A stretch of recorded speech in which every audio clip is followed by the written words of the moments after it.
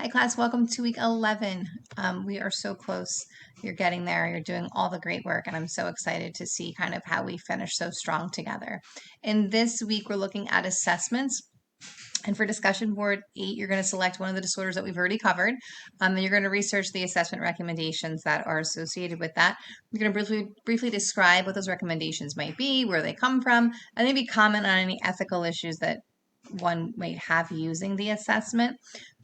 You may have noticed yourself, or if you have children or you kind of are a caretaker for anyone, that if you were to go to a well visit or annual physical, you may be asked to fill out what's called the PHQ-9, so the Patient Health Questionnaire, 9 questions, hence the 9.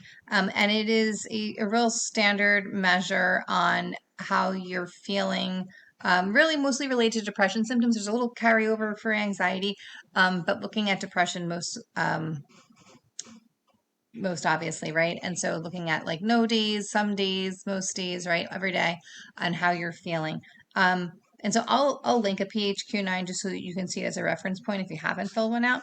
I've filled one out in many of my well visits. I've also filled them out or had my children fill them out when they've gone for well visits. And that's happening as young. I'm trying to think of when we first started filling them out.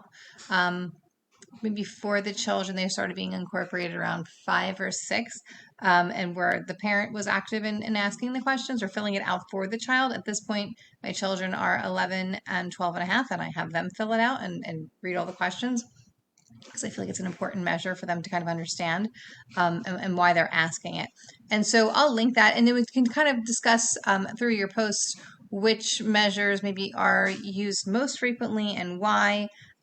I have some that I would kind of give you a tip and trick for as you become future clinicians, perhaps, but I'm going to wait until I see what you post in the discussion board. So if you have any questions, feel free to reach out, and I hope you have a great week. Thanks.